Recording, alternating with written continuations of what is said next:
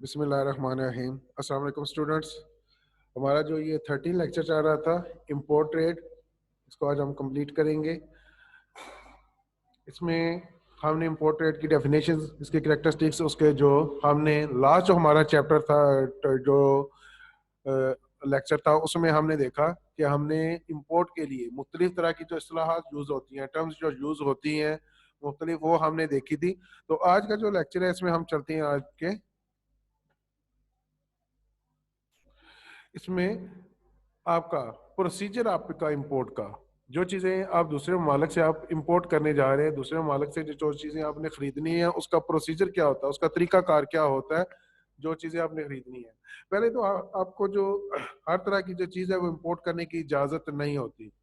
फिर कुछ चीज़ें ऐसी होती हैं कि जिसकी इजाज़त तो दे दी जाती है आपको, लेकिन हैवी ड्यूटी जो आपके ऊपर इम्पोज की जाती है, ताकि आपकी जो चीज़ आपको मुल्क में जब आप उसको लेके आए तो आपको महंगी मिले चीज़। जैसा ये लग्जरीज गुड्स होती हैं, आपकी गाड़ियां जो होती हैं, महंगी गाड़ियां होती हैं, तो उनके ऊपर आप जो है हैवी ड्यूटी जो आप चार्ज करते हैं, ताकि वो महंगी चीज़ आपको मिले, और डिस्करेज करने के लिए कि ऐसी चीज़ें जो है मुल्क में इंपोर्ट ना हो। फिर कुछ चीज़ें ऐसी होती हैं कि जिनको जब आप इंपोर्ट करते हैं तो उसके ऊपर एक तो आपको गवर्नमेंट आपसे ड्यूटी वसूल नहीं करती इंपोर्ट के, या कस्टम ड्यूटी रिसीव नहीं करती। इवन आपका जो फ्रेट होता है वो भी फ्री होता है। किराया जो होता है वो गवर्नमेंट आपको फ्री कर देती है, गवर्नमेंट खुद से पे करती है किराया, या सब्सिडी आपको प्रोवाइड करेगी। ये ऐसी चीजें होती हैं जिनकी मदद से मुल्क के अंदर आपकी जो इंडस्ट्री है वो ग्रो करती है। जिस तरह आपकी मशीनरी है, दो तरह की मैंने आपको कहा था गुड्स होती हैं, एक आपकी कैपिटल गुड्स होती हैं, दूसरी आपकी कंज्यूमर गुड्स होती हैं। जो कंज्यूमर गुड्स होती हैं उसको डिस्कस किया जाता है। कंज्यूमर गुड्स और कंज्यूमर गुड्स से रिलेटेड जो भी आपकी इंपोर्ट होगी उसको आप डिस्कर्ज करते हैं। तो डिस्कर्ज करने के लिए आप क्या करते हैं, डायरेक्ट नहीं कहेंगे कि आप, कुछ चीजें तो ऐसी होती हैं कि जिसके ऊपर आप जो है इंपोर्ट के ऊपर आप लगा देते हैं, पाबंदी लगा देते हैं कि ये चीजें आप इंपोर्ट नहीं कर सकते।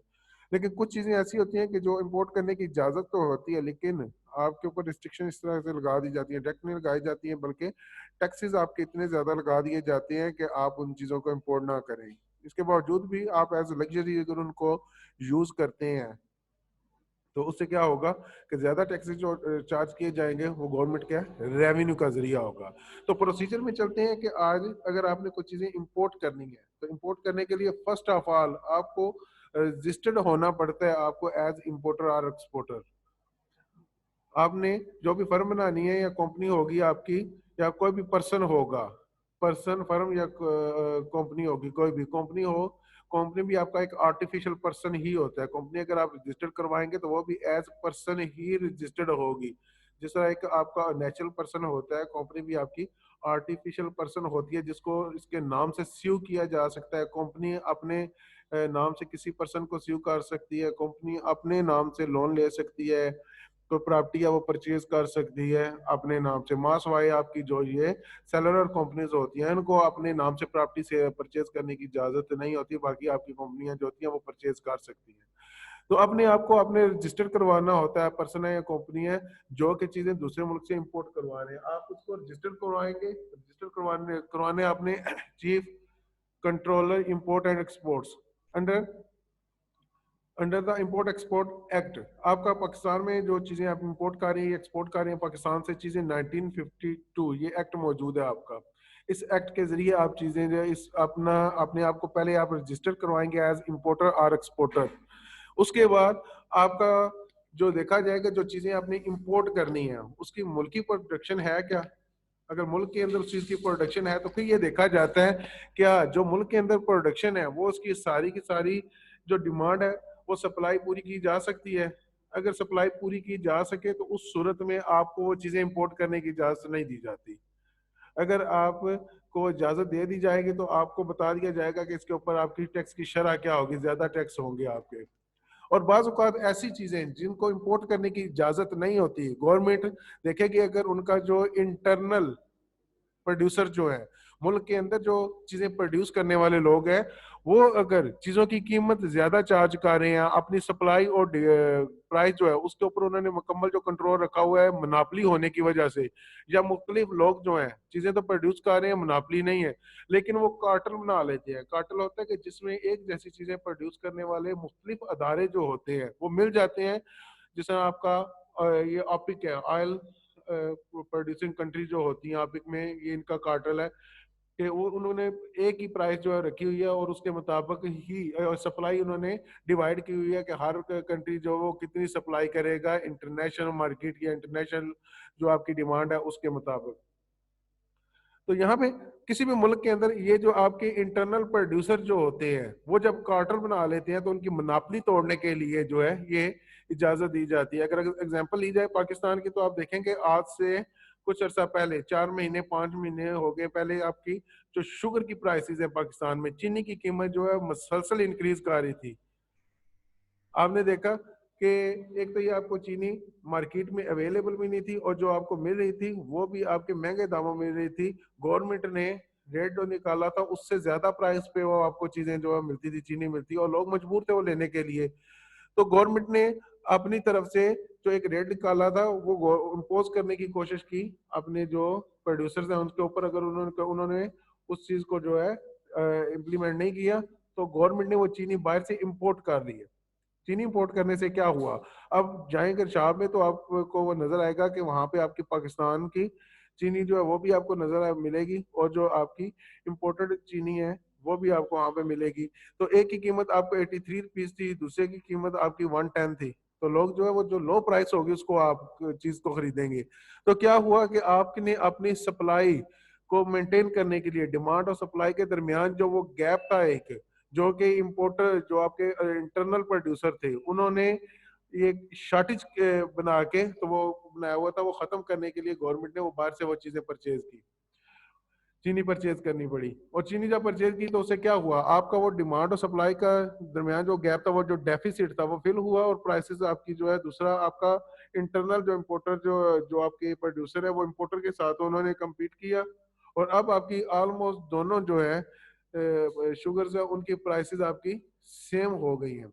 अगर फर्क है भी है तो 1 या 2 रुपए का फर्क आ गया, वो फर्क जो 25 रुपए से कम होके 2 रुपए पे आ गया या 1 रुपया, इतने फर्क रह गया क्योंकि आप दोनों ने आपस में कम्पीट करना शुरू किया, इम्पोर्टर और इंटरनल प्रोड्यूसर ने। तो देखा जाता है कि कौन सी चीज जो है उसके मुल्क में भी जरूरत है, उसकी डिमांड कितनी है और सप्लाई कितनी है। अगर डिमांड और सप्लाई के दरमियान गैप है, डेफिसिट को फिल करने के लिए जो है इंपोर्ट की इजाजत दे दी जाती है। तो इसके लिए जब देखा जाएगा कि आपका जो चीज आप इंपोर्ट करने जा रहे हैं मुल्क में उसकी डिमांड है लेकिन सप्लाई उसके मुताबिक नहीं है, तो फिर आपको सर्टिफिकेट इशू किया जाएगा कि आप इसको इशू कर सकते हैं, इंपोर्ट करने की आपको इजाजत है। Chief controller import and export, CCIE, ये आपकी अथॉरिटी होती है जो पाकिस्तान में आपको रजिस्टर करेगी एज इंपोर्टर और एक्सपोर्टर। इंपोर्ट लाइसेंस, जब आपने आपको अपने रजिस्टर करवाना होता है इंपोर्टर और एक्सपोर्टर के, उसके बाद आपको एक लाइसेंस इशू किया जाएगा। उस लाइसेंस में जिस चीज की इंपोर्ट के लिए आपने एप्लीकेशन दी होती है उसी के मुताबिक वही चीज आप इंपोर्ट कर सकते हैं। उससे हट के दूसरी चीजें अगर आप इंपोर्ट करेंगे तो वो आपको हैंड ओवर नहीं की जाएंगी, वो चीजें आपको ट्रांसफर नहीं की जाएंगी।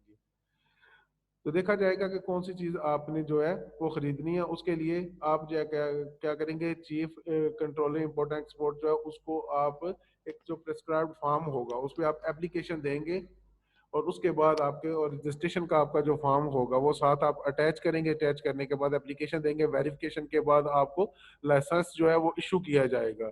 लाइसेंस जो होता है ये एक इजाजतनामा होता है गवर्नमेंट की तरफ से कि आपको ये चीजें इंपोर्ट करने की इजाजत है। बाज़ औक़ात ये आपका लाइफ टाइम होता है और बाज़ औक़ात ये आपके लिमिटेड टाइम के लिए होता है, कुछ अरसे के लिए होता है, उसके बाद आपकी इसकी ये लाइसेंस जो होता है आपका एक्सपायर हो जाता है, या तो रिन्यू करवाना पड़ता है आपको या फिर उसके बाद आपको इसकी इजाजत ही नहीं होती। ट्रेड इंफॉर्मेशन, जो चीजें आपने इंपोर्ट करनी है उसके हवाले से आप क्या करेंगे, इंफॉर्मेशन लेंगे। मुख्तलिफ आपके जो अदारे होते हैं, मुख्तलिफ इंटरनेशनल मार्केट के अंदर जो मुख्तलिफ ममालक हैं उसके फिर मुख्तलिफ ममालिक के मुख्तलिफ अदारे जो वो चीज़ें वहाँ पे प्रोड्यूस कर रही हैं, प्रेजेंट कर रही हैं। तो इन्फॉर्मेशन लेंगे कि कहाँ से आपको चीज़ सबसे सस्ती मिल रही है और अच्छी क्वालिटी की है जो आपकी ज़रूरत को मीट करती है। तो ये इन्फॉर्मेशन कलेक्ट करेंगे। अब देखा जाएगा कि कौन सी चीज़ आपने जो है वो सिलेक्ट की है और किस कंट्री की आपने चीज़ जो है सिलेक्ट किया, उसकी क्वालिटी क्या, उसकी क्वांटिटी क्या होगी, उस क्वालिटी में उसकी आपकी क्वांटिटी जो है वो क्या होगी, ये सारी चीज़ें देखी जाती हैं और उसके बाद वो चीज़ें आप इंपोर्ट करने के लिए वो ऑर्डर प्लेस कर सकते हैं। अब नेक्स्ट होता है आपका प्रोसीजर जब आपने ऑर्डर प्लेस करना है, सेंडिंग इंडेंट। इंडेंट एक ऑफर होती है, ये आपकी एक रिक्वेस्ट होती है, रिक्वेस्ट होती है उन कंट्रीज से जिनसे आपने कुछ चीजें परचेज करनी होती है।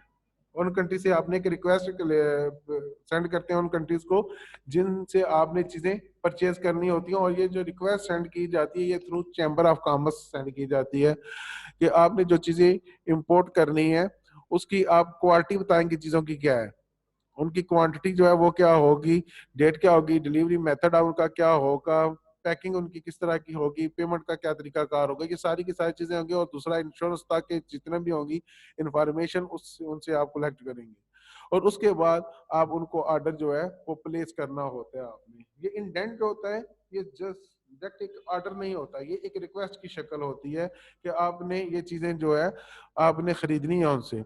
अब ये इंडेंट जो है वो ऑर्डर कैसे बनता है, जब आपने ये ऑफर उनसे रिक्वेस्ट किया है, रिक्वेस्ट के रिस्पांस में वो आपकी ऑफर जो आपकी रिक्वेस्ट है उसको एक्सेप्ट कर लिया जाए तो वो आपका ऑर्डर बन जाएगा। मींस कि ये चीजें अब आपने उनसे खरीदनी है तो ये अब ऑर्डर आपका प्लेस हो गया।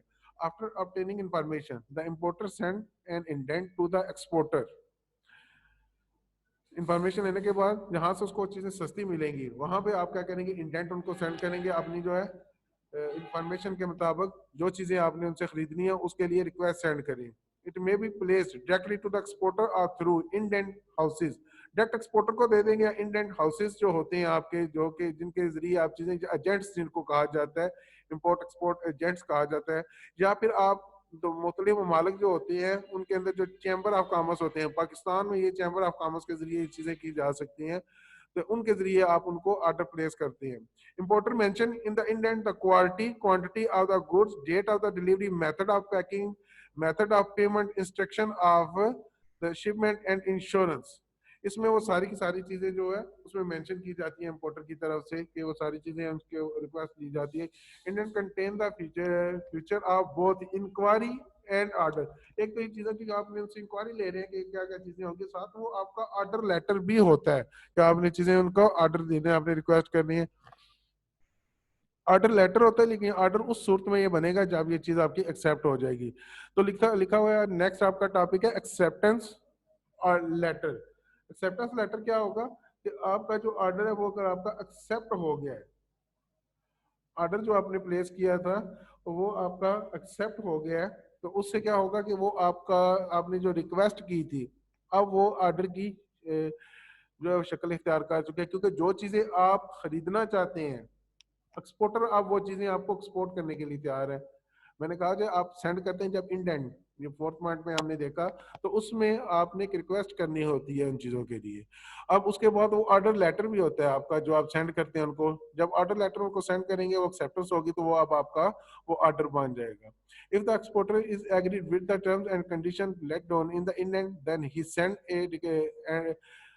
The acceptance letter to the importer. तो वो इंपोर्टर को वो एक्सेप्टेंस लेटर जो इशू कर देगा कि आपका जो टर्म्स एंड कंडीशन है वो उसकी एक्सेप्ट हो गई है और वो जो आपका इंडेंट है वो एक्सेप्ट हो गया, मींस कि वो ऑर्डर की शक्ल प्लेस कर अब आपका ऑर्डर हमारे पास पहुंचा है। नेक्स्ट देखिए, आपने चीजें खरीदनी है, एक्सपोर्टर ने चीजें आपको वो सेल करनी है, लेकिन परचेज और सेल के लिए आपके पास जो मीडियम भी होना चाहिए वो क्या होता है, आपका फॉरेन एक्सचेंज होता है। फॉरेन एक्सचेंज मीन्स कि जिस मुल्क से आप चीजें खरीद रहे हैं उस मुल्क की करेंसी जो अगर आपके पास है तो उससे आपने वो चीजें खरीदनी है, आपका ट्रांजैक्शन होगी। अगर उस मुल्क की करेंसी नहीं है तो कोई भी आपकी इंटरनेशनल करेंसी जो यूज होती है जिसको डिनाई नहीं किया जा सकता, जैसे डॉलर है आपका, तो उसमें वो चीजें जो है खरीदी जा सकती है। लेकिन आजकल जो है किसी भी मुल्क की करेंसी जो है इंटरनल, जो मुल्क अपनी चीजें खरीद रहे हैं उसकी अपनी करेंसी छोड़ के जिससे खरीद रहे हैं उसकी करेंसी या किसी दूसरे मुल्क की करेंसी जो कि अपनी जिसकी वैल्यू वक्त के साथ इंक्रीज हो रही है या जिसकी वैल्यू जो स्टेबल है उसमें वो चीजें परचेज की जा सकती हैं। इसमें याद रखिएगा स्टेबिलिटी इसमें होनी चाहिए जो उसकी कि कोई भी करेंसी है उसकी वैल्यू में। जैसे आपका स्टर्लिंग पाउंड है इसको यूज किया जा सकता है, अमेरिकन डॉलर है उसको यूज किया जा सकता है, सऊदी रियाल है उसको यूज किया जा सकता है।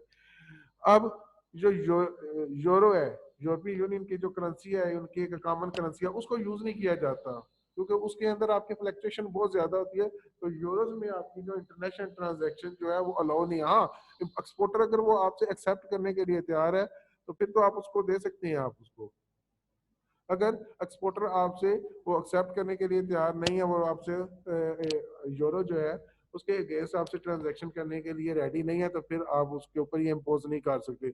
बाकी जो करेंसीज हैं जिनकी प्राइसेस स्टेबल होती हैं, कम या ज्यादा होती हैं लेकिन वो जंप नहीं करती ज्यादा, तो उनके साथ आप कर सकते हैं। तो आपका फॉरेन एक्सचेंज कहाँ से आएगा आपके पास? किसी कोई भी इंपोर्टर होता है जिसने चीजें खरीदनी होती हैं, जब देखेगा उसका ऑर्डर एक्सेप्ट हो गया तो वो किसी अपने मुल्क का जो सेंट्रल बैंक होगा उसमें एप्लीकेशन देगा जो आपका इंपोर्ट लाइसेंस लगा है उसके साथ के उसको फॉरेन एक्सचेंज जो है प्रोवाइड किया जाए। जिस तरह पाकिस्तान है, तो पाकिस्तान अगर किसी भी मुल्क से चीजें इंपोर्ट करने जा रहा है तो उसने क्या करना है, अगर आप फॉरेन एक्सचेंज नहीं है उस इंपोर्टर के पास, उस मुल्क की करेंसी नहीं है या डॉलर नहीं है, तो क्या होगा, स्टेट बैंक ऑफ पाकिस्तान का जो ईसी है, ईसीडी है, एक्सचेंज कंट्रोल डिपार्टमेंट है, उसमें एप्लीकेशन देंगे। तो आपके जो डॉक्यूमेंट्स होते हैं उनको वेरीफाई करने के बाद आपको उस मुल्क की करेंसी जो होती है या जो डिजायर करेंसी होती है वो आपको ट्रांसफर कर दी जाती है। आप पाकिस्तानी रुपया जमा करवाएंगे और उसके बदले आपको मिलेगी। यही वजह होती है कि जब हम देखते हैं, कहते हैं कि आपका जो जब आपकी इंपोर्ट जो है वो बढ़ती है, एक्सपोर्ट कम होती है, तो मुल्क में फॉरेन एक्सचेंज कम हो जाता है। तो यही वजह होती है कि बाज़ औक़ात आपकी जरूरी चीजें होती हैं, जिस तरह मेडिसिन होती हैं, आपकी कैपिटल गुड्स होती हैं, मशीनरी कोई हो गई, या आपने कोई कंसल्टेंट वगैरह हायर करने होते हैं दूसरे मालिक से, तो उनके लिए आपका फॉरेन एक्सचेंज नहीं आपके पास रहता। अगर आप ऐसी चीजें इंपोर्ट करते हैं ज्यादा जिनकी मुल्क में प्रोडक्शन है या वो कंजम्पशन के लिए यूज होती हैं या लग्जरी के लिए उसको आप यूज करते हैं, तो क्या होगा, मुल्क में आपका फॉरेन एक्सचेंज कम होगा और उस सूरत में आपका जब आपकी जरूरी चीजें आपने खरीदनी होंगी तो उसके लिए आपके पास फॉरेन एक्सचेंज नहीं होगा, तो फिर आपने अपने फॉरेन एक्सचेंज के रिजर्व को इंक्रीज करने के लिए, फॉरेन एक्सचेंज का जो ये आप कंट्रोल इसको इंक्रीज करने के लिए आपको लोन लेने पड़ते हैं।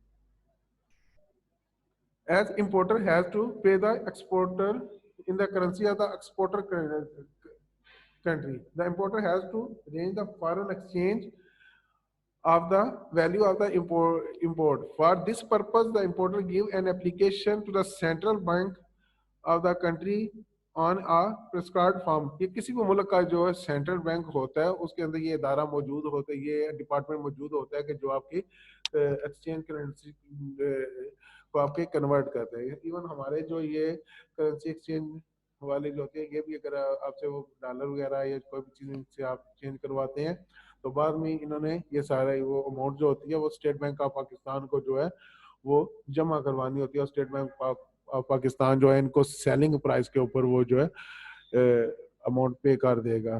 सेलिंग प्राइस और बाइंग प्राइस के दरमियान जो डिफरेंस होगा ये इनका प्रॉफिट होगा, और ये गवर्नमेंट के पास जब पैसा जाएगा या ये रिजर्व गवर्नमेंट के पास जाएंगे तो क्या होगा, इनको आगे गवर्नमेंट अपने इंटरनेशनल ट्रांजेक्शन के लिए यूज कर सकती है, या लोन वगैरह जो होते हैं उनके ऊपर जो इंटरेस्ट पे करने होते हैं उनके लिए इनको यूज किया जा सकता है। The exchange control department of the state bank of Pakistan on proper verification of the import documents sanction to release the certain amount of the desired currency to the importer through a bank check। Bank के जरिए क्या होगा, जब आपका importer होगा जो भी आपकी करेंसी वो डिजायर कर रहा है वो आपको प्रोवाइड की जाती है स्टेट बैंक ऑफ पाकिस्तान की तरफ से। ये डिपार्टमेंट मौजूद है state bank of Pakistan. State bank of Pakistan normally जो है आपके जो अकाउंट्स होते हैं उनके साथ डील नहीं करता। ये आपका मुल्क के अंदर जो फ्लो होता है करेंसी का उसको उसने देखना होता है। प्राइस बॉन्ड वगैरह जो होते हैं इशू करने हैं, उनके प्राइसेस होते हैं, उनको इसमें डील करना होता है। मुल्क करेंसी जो दूसरे ममालिक से आ रही है उसका फ्ला चेक करना, हमारी करेंसी दूसरे ममालिक में जा रही है उसको देखना, हुकूमत के जितने भी आपके अकाउंट्स होते हैं उनको ये चेक कर रहा होता है। तो डायरेक्ट ये जो अकाउंट्स के साथ डील नहीं कर रहा होता, तो इसकी ज्यादा ब्रांच, इसलिए ब्रांचेस भी नहीं होती इसकी, क्योंकि ये सेंट्रल बैंक होता है, ये मुल्क का बैंक होता है। हाँ, कई जगह पे इसका काम करना होता है जो स्टेट बैंक ऑफ पाकिस्तान ने करना होता है, लेकिन जो नेशनल बैंक ऑफ पाकिस्तान है उसको थ्राइज किया गया है कि वो स्टेट बैंक के बिहाफ पे वो काम कर सकता है। ये सरकारी बैंक है आपका नेशनल बैंक ऑफ पाकिस्तान, सो ये सेंट्रल गवर्नमेंट के अंडर आता है। ये बाकी जितने बैंक है, Punjab bank, Sindh bank, Bolan bank और खैबर बैंक, ये छोड़ के ये सारे आपके सूबाई बैंक हैं। अगर सूबा कोई चीज़ दूसरे मुल्क से खरीदेगा तो आप इन ये बैंक से लोन जो है वो ले सकते हैं, पर्सन नहीं ले रही है। अगर आपने इम्पोर्ट करनी है, किसी भी प्रोविंस ने खुद से चीज़ें परचेज करनी है, तो वो अपने जो बैंक होगा मुल्क का उससे लेंगे। बाकी जितने भी HBL हो गया, अलाइड बैंक हो गए, ये सारे के सारे आपके प्राइवेट बैंक होते हैं, ये अपने टर्म्स एंड कंडीशंस के मुताबिक चलते हैं। Opening the letter of credit, देखिए यहाँ पे फाइनेंस का मसला तो हल हो गया कि स्टेट बैंक ऑफ पाकिस्तान जो है उसने आपको फाइनेंस प्रोवाइड कर दिया। अब नेक्स्ट आपकी एक और अनसर्टेनिटी की सिचुएशन है, वो क्या है? वो ये है कि आपने जो इम्पोर्टर है वो चाहता है कि उसके पास जब चीजें पहुंच जाएंगी वो चीजें खरीद लेगा, तो उस वक्त वो पेमेंट करे। ये ना हो कि वो पेमेंट पहले कर दे, तो उस सूरत में उसको वो जो चीजें उसने इम्पोर्ट करनी है या जिन चीजों का उसने ऑर्डर दिया वो चीजें उसके पास ना आए, तो एक अनसर्टेनिटी की सिचुएशन होती है यहाँ पे। इसी तरह यही आपकी एक्सपोर्टर जो होता है वो भी चाहता है कि वो चीजें उस वक्त एक्सपोर्ट करे जब उसको इस चीज की श्योरिटी हो कि वो चीज पैसे उसको मिल जाएंगे या पहले उसको पेमेंट मिल जाए, तो उस सूरत में वो क्या करेगा, वो चीजें एक्सपोर्ट करेगा। अब ये सिचुएशन दोनों साइडों पे सेम है। इंपोर्टर जो है वो पहले पेमेंट नहीं करना चाहता, एक्सपोर्टर जो है वो बगैर पेमेंट के वो चीजें उसको सेल नहीं करना चाहता। दोनों साइड पे आप देखेंगे तो एक बैरियर मौजूद है, और बैरियर की शक्ल में मौजूद है आपका एक अनसर्टेनिटी की सिचुएशन है। गैर यकीनी सूरत हाल है कि आने हो सकता है वो पेमेंट का ना मिले उसको, या जो पेमेंट करने वाला वो कहता है कि वो पेमेंट कर दे लेकिन उसको वो चीजें ना मिले। तो इस बैरियर को खत्म करने के लिए आप लेटर ऑफ क्रेडिट इशू करवाते हैं। लेटर ऑफ क्रेडिट क्या होता है? ये आपकी जो फाइनेंशियल इंस्टीट्यूशंस होते हैं, जिस तरह बैंक हो गए या इंश्योरेंस कंपनीज हो गई या आपके स्टॉक एक्सचेंज जो होती हैं, ये भी आपके कैपिटल मार्केट होती हैं, ये भी आपको ये अलाउ कर सकती हैं इस चीज में।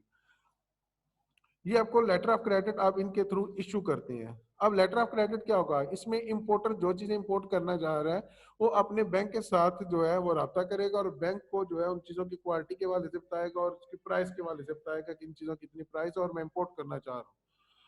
तो इंपोर्टर का बैंक जो होगा एक्सपोर्टर के बैंक के साथ जो है लिंक करेगा। इंपोर्टर अपनी जो मखसूस अमाउंट होगी जो कुछ वो सिक्योरिटी के तौर पे अपने बैंक में जमा करवाएगा, और इंपोर्टर का बैंक एक्सपोर्टर के बैंक के साथ लिंक करेगा, उसके साथ रब्ता करेगा, उसको बताएगा कि आपका जो एक्सपोर्टर है वो चीज एक्सपोर्ट करने जा रहा है, तो उस चीज की गारंटी है कि इसकी जो पेमेंट है वो उसको मिल जाएगी, क्योंकि इंपोर्टर के बैंक ने मुझे जो है इंपोर्टर ने मुझे जो है इसकी अमाउंट है वो सबमिट करवा दी है। अब एक्सपोर्टर का बैंक जो होगा उसको ये गारंटी दे देगा इस चीज की कि आप जो चीजें भेज देंगे उसके बदले जो आपकी पेमेंट जो है वो आपको मिल जाएगी। अब दरमियान में ये दोनों गारंटर्स होते हैं, इंपोर्टर और एक्सपोर्टर, ये दोनों के जो बैंक्स होते हैं ये कमीशन पे काम कर रहे होते हैं, इन्होंने कमीशन लेना होता है।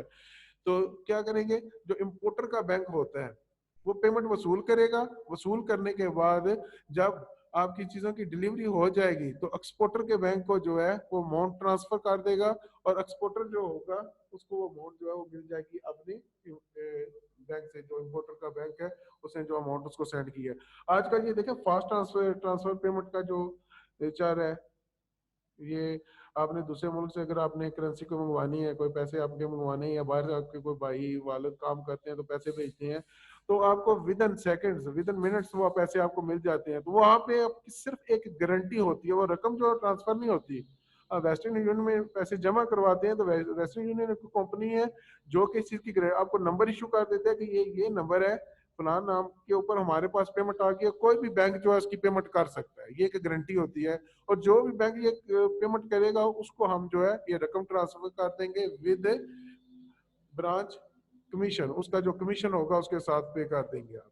तो इंपोर्टर और एक्सपोर्टर के बैंक जो होते हैं ये दोनों गारंटर होते हैं इस चीज के कि जो भी चीजें आपको भेजी जाएंगी उसका पेमेंट हो जाएगी। नेक्स्ट आपका determination of the exchange rate. Exchange rate क्या होगा? आपको पता है कि मुख्तलिफ ममालिक की जो करेंसीज होती हैं उसको देखा जाता है पाकिस्तानी करेंसी के अगेंस्ट कि आपका रुपया जो है उसकी परचेजिंग पावर डॉलर के वाले से कितनी है, डॉलर में कितनी है। तो आपका एक डॉलर जो है वो पाकिस्तानी 160 रुपए के बराबर है। आपका जो एक यूरो है उसकी कीमत आई थिंक 170 रुपये है, 170 रुपये के इक्वल है। इसी तरह अगर रियाल है तो उसकी कीमत जो है 143 रुपये 143 रुपये है, 43 रुपीज है। तो ये आपका एक्सचेंज रेट होता है मुख्तलिफ करेंसी के अगेंस्ट आपकी करेंसी की क्या पोजीशन है। तो जब भी आपने इंपोर्टर से कोई चीजें खरीदनी होती है तो वो एक्सचेंज रेट जो है उससे डिस्कस किया जाता है। एक्सचेंज रेट डिस्कस किया जाता है क्योंकि उसमें तो वो जो भी चीज सेंड करनी है आपको उसकी एक लोकल प्राइस उसके ऊपर लिखी होगी। कल वाले जो हमने जो टर्म्स देखी थी परसों वाले लेक्चर में उसमें देखा था कि आपकी जो लोकल एक प्राइस होती है उस प्राइस के अगेंस्ट इंटरनेशनल जो आप पेमेंट कर रहे हैं, अगर डॉलर में पेमेंट कर रहे हैं, यूरो में आप अगर आपका एक्सेप्ट हो जाता है वो ठीक है, अदरवाइज अगर आप पाउंड में आप पेमेंट कर रहे हैं तो करेंसी को किस तरह आपने उसमें एक्सचेंज का रेट क्या लगाया जाएगा, किस दिन का रेट लगाना है आपने। आपके रेट दो, एक आपका फिक्स रेट होता है कि जिस दिन आपने ऑर्डर प्लेस किया उसी डेट का रेट आप लगाएंगे। दूसरा होता है नहीं, रेट क्योंकि फ्लक्चुएट करते रहते हैं कि जिस दिन आप चीजें डिलीवर करेंगे और आपको जो पेमेंट वसूल आपने करनी है उस दिन उस चीज की करेंसी का क्या रेट होगा वो रेट अप्लाई किया जाएगा। तो ये जो चीजें वो पहले से सेटल की जाती हैं ताकि फ्यूचर में इस तरह के जो डिस्प्यूट हो जाती हैं आपके रेट के हवाले से वो चीजें ना इसमें आए। नेक्स्ट होता है आपका इंटीमेशन ऑफ सेंडिंग गुड्स। चीजें जो है वो सेंड करनी है उसके लिए उसको जब ये चीजें सारी क्लियर हो गई हैं, वो दोनों ने एक्सचेंज रेट भी सेट कर लिया, उसके बाद वो चीजें जो सेंड की जाएंगी, चीजें पैक की जाएंगी और पैक करने के बाद उनको डिलीवर कर दिया जाएगा। और डिलीवर करने के बाद इंपोर्टर जो होता है उसको चीजों का इंटीमेट किया जाता है, इंटीमेशन उनको जो है सेंड की जाती है कि आपका शिपमेंट जो है वो और अराइवल डेट दोनों के हवाले से। लोकली आप देखें कि जो चीजें आपने कराची से मंगवानी है, लाहौर से मंगवानी है, तो वहां से जो बिल्टी होती हैं चीजें तो इधर आएंगे आप रेलवे स्टेशन पे, तो रेलवे स्टेशन में वो आपको जब चीजें सेंड करेंगे तो कहेंगे जी बिल्टी नंबर ये है और इस टाइम पे आपकी ट्रेन जो आपके पास पहुंचेगी उसमें आपका वो सामान है। आप जाएंगे तो वो अपना जो बिल्टी नंबर देंगे वो सामान आपको दे देंगे। इसी तरह ये इंटीमेशन आपको सेंड की जाती है, जो चीजें शिप की जाती हैं उसमें भी आपको इंफॉर्मेशन बताई जाएगी कि जो चीजें सेंड की जा रही हैं उनका शिपमेंट नंबर जो वो क्या और कब उनकी चीजें अराइव करेंगी। डिस्पैच और डॉक्यूमेंट्स, तो साथ आपने जो डॉक्यूमेंट्स जो है वो डिस्पैच करने होते हैं। जो डॉक्यूमेंट्स होते हैं उनमें चीजों की इनवाइस होती है, बिल ऑफ लोडिंग होता है इसमें, इसके अलावा बाकी सारी इंस्ट्रक्शंस होती हैं। बाज़ औक़ात आपने पेमेंट आपकी कस्टम वगैरह की सारी हो चुकी है पहले तो वो भी इसके साथ अगर पेमेंट हो चुकी है तो वो आपके पेमेंट डॉक्यूमेंट होते हैं, अदरवाइज आपके बाकी जो इंफॉर्मेशन होती है वो उसमें होगी। इन्हीं की चीज बेस पे आपने कस्टम ड्यूटी वगैरह पे करनी है। पेमेंट ऑफ द बिल, आपने जब चीजें आपने रिसीव कर ली है, रिसीव करने के बाद एक्सपोर्टर जो होता है ये आपकी चीजों की डिलीवरी जो होगी वो देखेगा चीजें उसके पास जो जब डिलीवर हो जाएंगे, डिलीवर होने के बाद वो चीजें अपनी पोजीशन में लेगा और पोजीशन में लेने के बाद आप क्या करेंगे उसको अलाउ कर देंगे अपने बैंक को कि वो उसको एक्सपोर्टर को उसकी जो पेमेंट बनती है वो कर दे। कस्टम फॉर्मेलिटीज, कस्टम फॉर्मेलिटीज जो चीजें आपके पास बाहर से आ रही है उसमें देखेंगे कि कस्टम ड्यूटी अगर आपकी बनती है आपकी तो कस्टम ड्यूटी जो है वो पे करेंगे आप। अगर पहले से पे हो चुकी है तो उसके डॉक्यूमेंट्स आप देंगे। इसके कस्टम के लिए आपके पास जो आपको रिक्वायरमेंट डॉक्यूमेंट्स होते हैं, बिल ऑफ एंट्री होता है, bill of site, certificate of the origin, इसी तरह पेमेंट ऑफ द कस्टम और परमिशन ऑफ द कस्टमर। ये कस्टम ये आपके होता है कि बिल आपके, उसके बाद आपने जो कस्टम ड्यूटी पे करनी है उसके बाद पे करने के बाद आपको जो सर्टिफिकेट इशू किया जाता है कि पेमेंट हो चुकी है और उसके बाद परमिशन है कि आप चीजें दे सकते हैं। नेक्स्ट है कलेक्शन ऑफ गुड्स। गुड्स आपने कलेक्ट करनी है, कलेक्ट करने के बाद आप अपने वेयर हाउसेज में जो आपके गोदाम होते हैं उसमें वो चीजें रख देंगे और उसके बाद delivery orders last second last है आपका ये डिलीवरी ऑर्डर्स कि अब आपके पास जो चीजें आपने कलेक्ट की हैं, कलेक्ट करके अपने पास इम्पोर्टर ले आया, उसके बाद कोई भी उसको अगर ऑर्डर मिलते हैं तो उनको वो चीजें जो है वो सेल कर सकते हैं। और लास्ट में आपका ये जो प्रोसीजर जहाँ पे एंड होगा वो end of the deal, deal यहाँ पे आपकी जब कंप्लीट होगी उसमें ये देखा जाता है कि इंपोर्टर जो है जिसने चीजें इंपोर्ट की हैं वो इस डील के साथ से सेटिस्फाई है। सेटिस्फेक्शन का एक सर्टिफिकेट जो होता है कंसाइनमेंट का, वो उसे सेंड करना होता है, जिसको हम कह सकते हैं कि जो भी चीजें कमेंट लेटर एक होता है जो उसमें उसने अपनी राय देनी होती है। बाज़ का तो वो चीज़ों से सेटिस्फाई नहीं होता, क्योंकि जो क्वालिटी या क्वांटिटी उसने चीज़ों की डिमांड की या वो चीज़ें उसके पास नहीं आई, तो वो एक्सपोर्टर से के साथ जब लिंक करेगा तो वो सेटल करेगा अपना मैटर। और बाज़ का तो ऐसा होता है कि डिमांड जो चीज़ें की गई हैं चीज़ें तो वही उसके पास पहुंची हैं, लेकिन क्या हुआ कि रास्ते में वो चीज़ें डैमेज हो गई हैं। एक्सपोर्टर ने वही चीज़ें सेंड की हैं जिनकी इंपोर्टर ने डिमांड की, लेकिन रास्ते में चीज़ें डैमेज हो गई हैं, चीज़ें जो हैं टूट गई हैं ड्यूरिंग ट्रांजिट, या फिर चीजें जो है खराब हो गई हैं, तो उससे क्या होता है, इसमें आपका एक्सपोर्टर का जो फॉल्ट होता है वो नहीं देखा जाएगा।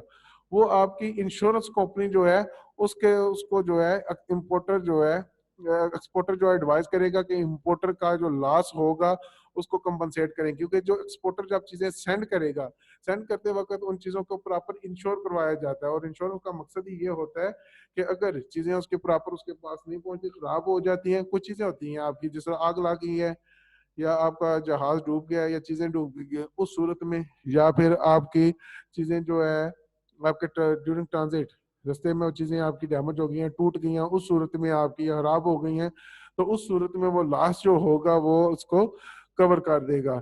ये लॉस आपका देखा जाएगा कि अगर आपके सफर के दौरान चीजें खराब हुई हैं तो उस सूरत में वो करेंगे। अगर गोदाम तक पहुंच गई हैं चीजें उसके बाद अगर कोई इस तरह का मामला होगा तो उस सूरत में ना एक्सपोर्टर उसका जिम्मेदार होगा और ना ही आपका जो इंश्योरेंस कंपनी है वो उसका क्लेम लेगी। तो यहाँ तक था बच्चों, आज आपका हमने ये कंप्लीट हो गया। कल हम इंशाल्लाह एक्सपोर्ट वाला देखेंगे, और एक्सपोर्ट में भी ऑलमोस्ट वही चीजें हैं जो इंपोर्ट में होती हैं, क्योंकि ये आपकी ट्रांजेक्शन हर इंपोर्ट जो होती है वो एक्सपोर्ट को जन्म देती है और हर एक्सपोर्ट जो होती है इंपोर्ट को जन्म देती है। तो ये चीजें होंगी उसके साथ इंशाल्लाह ताला। कल नए लेक्चर से हाजिर होंगे, अपना ख्याल रखिएगा। अल्लाह हाफिज़।